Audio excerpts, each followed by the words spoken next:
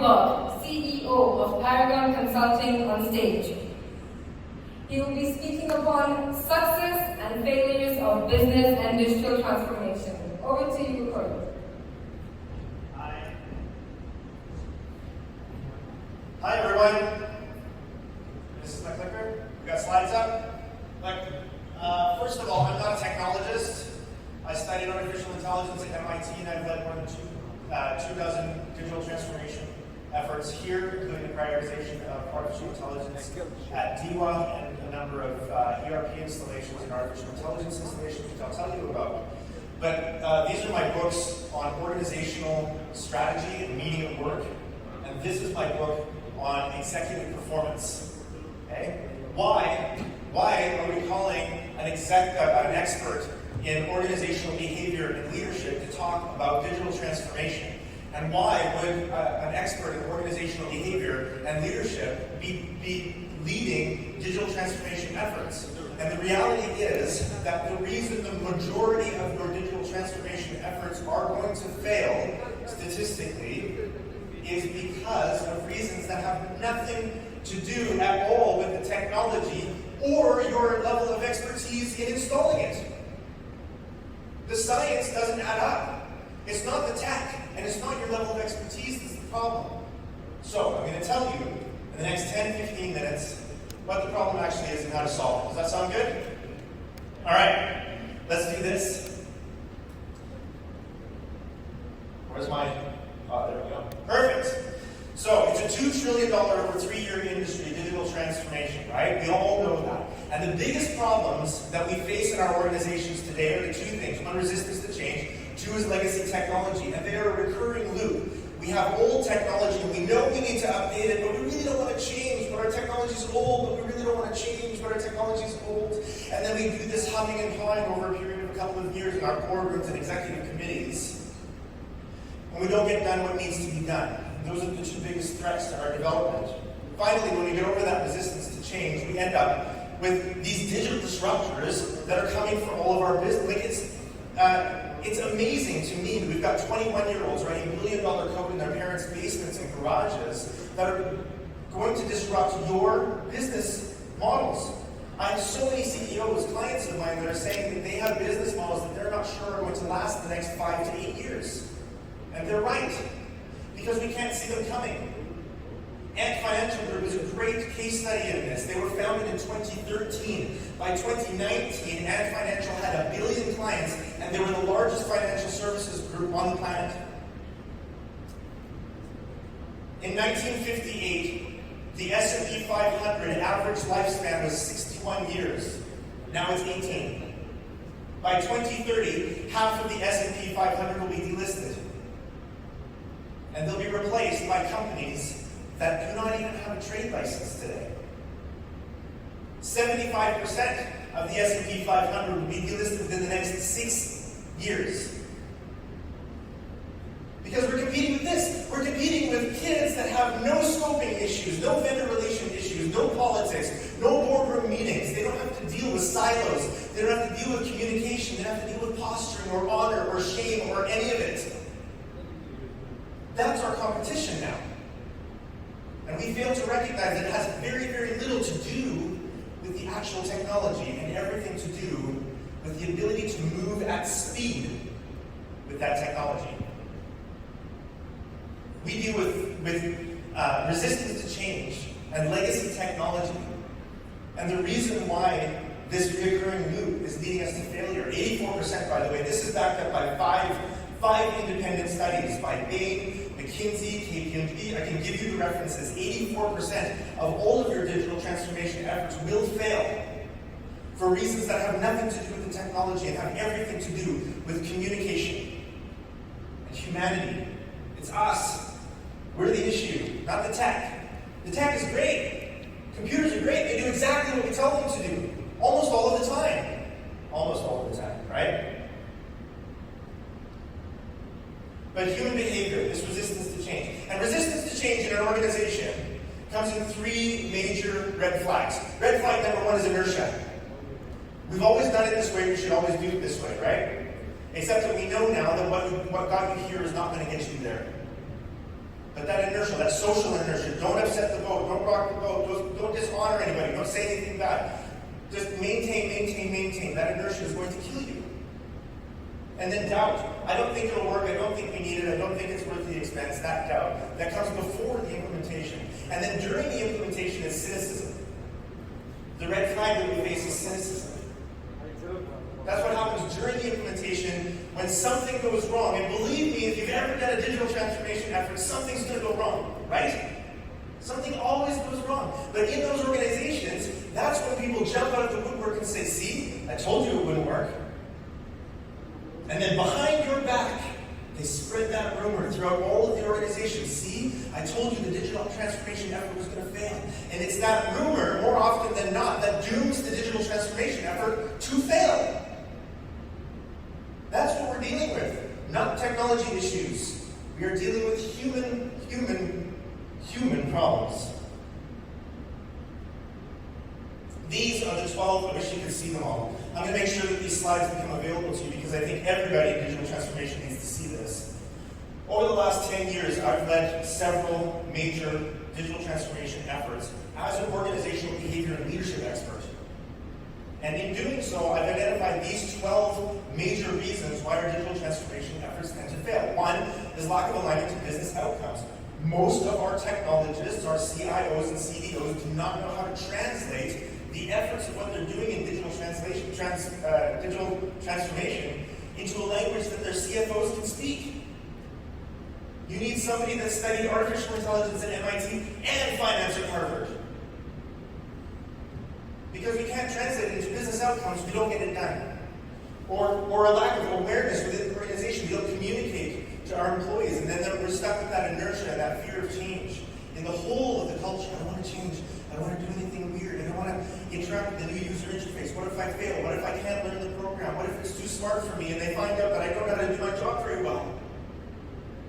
So we don't have that awareness campaign, we don't have the internal communications or internal marketing to carry this off. Micromanagement and mismanagement of our agile teams is another one, and that has everything to do with leadership. Those are leadership skills. Those are soft skills. It doesn't matter how good you are at engineering or technology if you do not have the soft skills to keep your agile team motivated and aligned with each other and with you. It's not going to happen. You will not get the discretionary effort that you need. You will not get that extra hour of work or that extra bit of loyalty that you need in order to get things done. Distracted by the minutiae, you will see the details. Actually, the majority of our CIOs and CDOs have been elevated to their level of success because they're engineers. And their entire careers have been built on being distracted by the details. Because that's what we paid them to do. And then we elevate them to this level where we don't need you to be distracted by the details. In fact, that's going to work against your success. And they end up micromanaging. Or shiny toy syndrome. I was with this one company here, multinational company based in Dubai. The COO came up to me and said, hey, listen, Corrie, we've given our new group head of IT a great big budget for artificial intelligence and digital transformation. And he's gone out in the market and bought some AI something, but there's no business case for it. We're not quite sure what it does.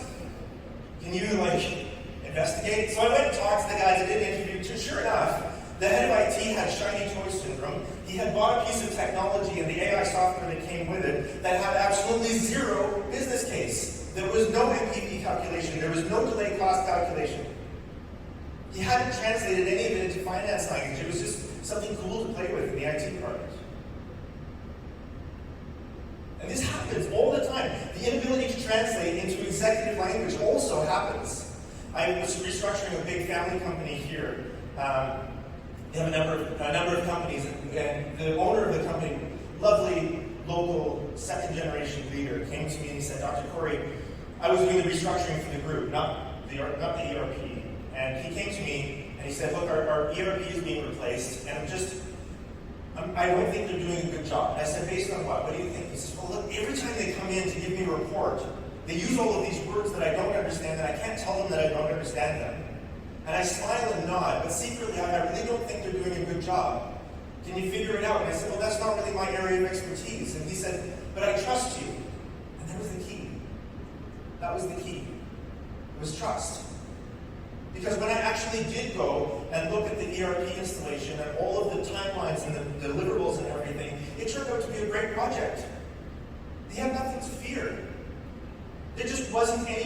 communication happening between the head of the project and the owner of the project, the owner of the company. He didn't trust. That's a very human problem, and it very nearly derailed the entire project. Can you imagine? Derailed because there's a lack of trust between two gentlemen on the same team. That's a human problem, guys. A lack of control over external vendors, or a lack of adequate training for internal users. We provide all these incredible technologies and then don't teach our humans how to use them, and then we wonder why they don't use them, and then the project fails, and then we're blamed for the failure, and we wonder what happened. It's soft skills. Loss of talent to competitors, that's a huge one. Our competitors are sometimes better equipped to pay talent and empower talent. And if we're not the kinds of organizations and the kinds of leaders that pay well and empower well, we will lose our talent to companies that provide more meaning and more freedom for the artists to do what they do. And resistance from fear of being replaced. This is another big one. I was doing a 3-hour boot camp on artificial intelligence for a major government organization here. And the managing director and 8 directors of departments were there in the room with me. And about an hour into my presentation, the director of engineering for this government organization raised his hand. He said, "Dr. Corrie, I have a question." I said, "What is it?" He said, I thought that artificial intelligence was robots coming to take over all of our jobs. Inside, I thought he was kidding. Outside, he wasn't kidding. And I looked around, and sure enough, like half of the directors were saying, they looked a little confused, like, "Why are you asking this question? It seems strange." And then the other half of them were smiling and nodding, going, yeah, you know, that's a serious concern. And I was like, oh my goodness, you're the director of engineering for a major government organization.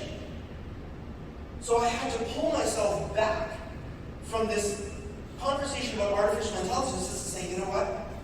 There's nothing to fear. There's nothing to fear.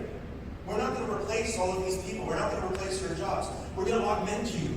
We're going to make you better, faster, smarter, stronger. What would it be like if you could go into your job every week and be better and faster and make more money and make better quality decisions working only 10 hours? What would you do with the other 30 hours a week? Play with your kids, read books, study online, hang out at the beach. And that's when they started to understand the real value of the artificial intelligence that I was talking about. We can make us better and faster and stronger. Number 11 and number 12, slow decision-making processes and poor prioritization of development. Those ones I highlighted because I want to give you a quick case study.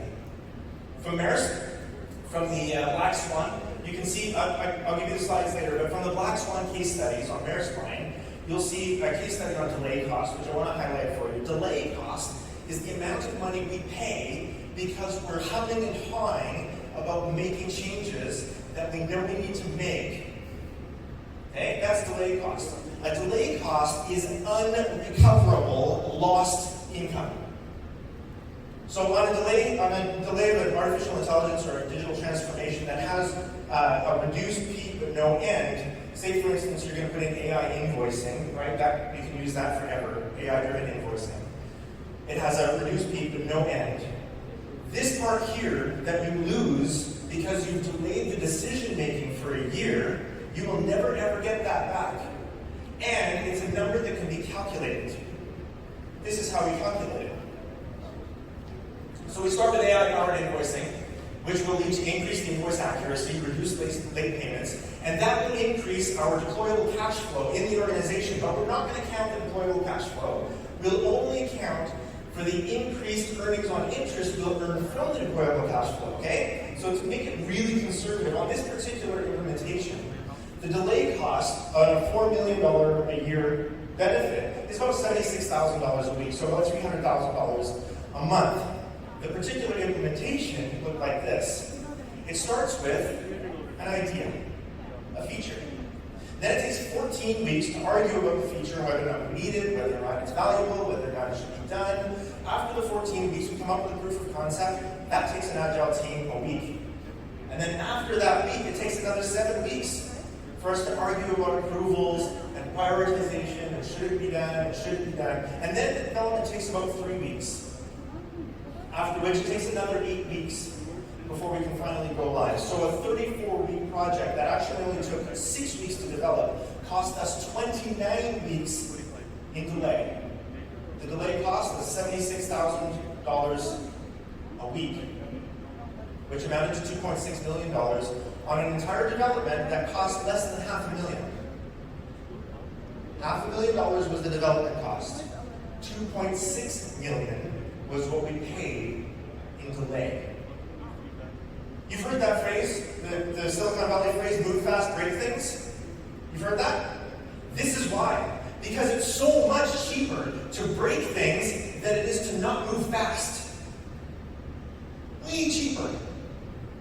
I've done this actually I did this for a family company, 23, they have 23 trade licenses across the GCC. I did this in February for them. When I was able to calculate the NPV and the delay cost on our artificial intelligence implementation that they wanted, I was able to show them the delay cost on this very small implementation was 40,000 dirhams a day.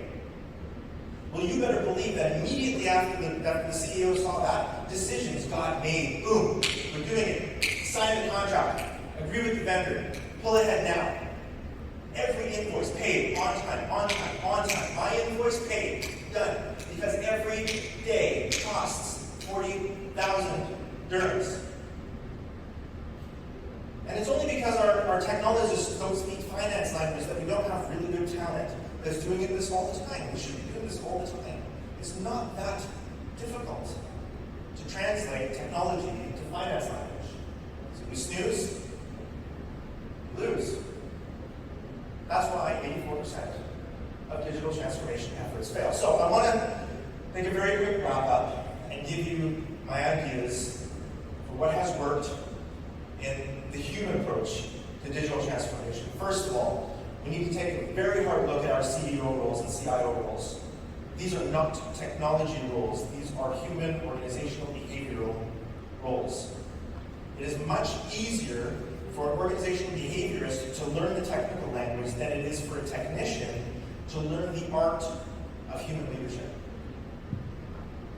And it is. It's an art. But we need our CEOs to be able to communicate between full stack developers and back-end developers and marketing teams.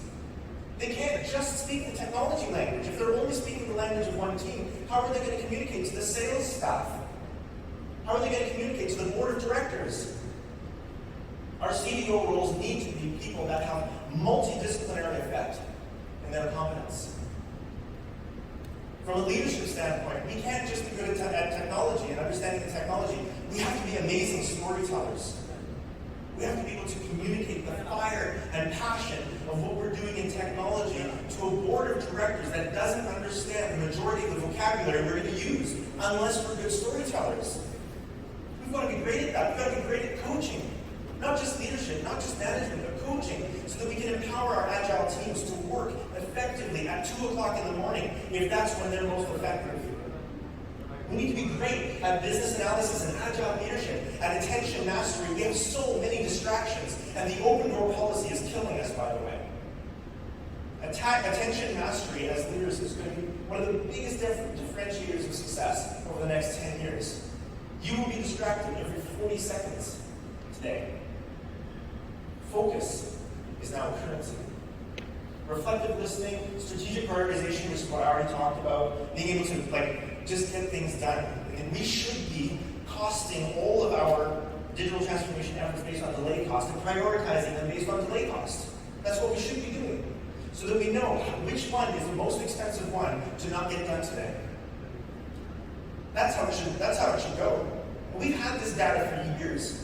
We just haven't had any people in those roles that are able to see it, implement it, and act on it. But I can tell you, having led these transformations in a number of organizations here in the UAE, when you have somebody that speaks leadership, finance, and technology in those CEO roles, things move much better, much faster, much smoother. And of course, last is the Luddite tech and translation. We need people who are skilled at being able to speak technical language to our technical teams and storytelling to everyone else. Really compelling storytelling. For our employees, I want to assure our employees in all of our organizations that it's going to be fine. Change is normal. Change is what's brought us here. Everything we have today, we have because we were open to change. We should seek to understand what we fear. It's a natural human reaction to choose fear as a direct response to anything we don't understand. And so we should face artificial intelligence and digital transformation in our organizations with curiosity. We need to encourage that as leaders. Encourage that curiosity. Augmenting is not replacing. I've given you an example of that. There's real fear in our organizations, men and ladies, that the artificial intelligence that you're bringing in, the digital transformation that you're bringing in, is going to kick people out of their economic communities. And you wonder why there's people in the background actively tearing down your efforts. They're doing it because they're afraid of losing their jobs. And why would any human fight for their right to exist in that economic community? We have to treat people like humans, not resources. First of all. Once we do that, everything else will start to fall into place. Because the technology, like I said, is not the issue. That's not the reason why 84% of all of your digital transformation efforts will fail. It's that we're not paying attention to this. And the last thing is just that 4IR, the fourth industrial revolution, is just the next iteration of human development. This is not something new or strange. When we invented the car, we didn't kill the horse industry, we just invented a car industry. And when we invented the ATM, we didn't kill the bank teller industry. In fact, there's more bank tellers employed on the planet now than there were when the ATM was invented. Well, we created a whole ATM industry. And now we've got the blockchain industry, the artificial intelligence industry. We've got so much more amazing technology to create, guys.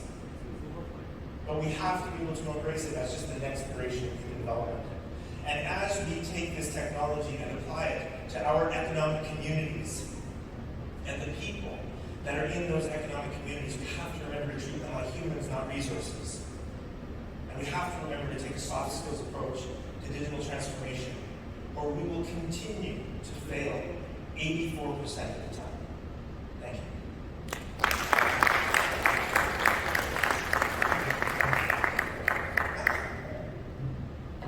Thank you, Dr. Corrie, for that amazing and inspiring presentation on digital transformation. That surely was a very different take on the same. So, on the same note, does anybody have any questions for Dr. Corrie? Yes.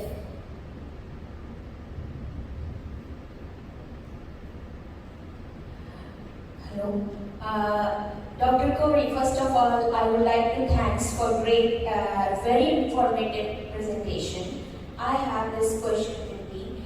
Can various technologies help to improve the change management program so necessary with business transformation? Yes, absolutely. But it's communication technology. We need to engage with our marketing teams. Because our marketing teams inside the organization have the technology they need to communicate the process to the widest number of employees possible. And the more people understand, the less they will fear. Okay? We're humans, we're not machines, we're not robots, we are definitely not resources. Okay? The more we understand, the less we will fear. We can bring in technology that we can't pronounce, but we can't do that without defining it to the people that it matters to the most. Great, thank you. Okay? Your marketing team has the tech. Guys, any other questions? I guess your presentation was crystal clear. Dr. Corrie, we will offline.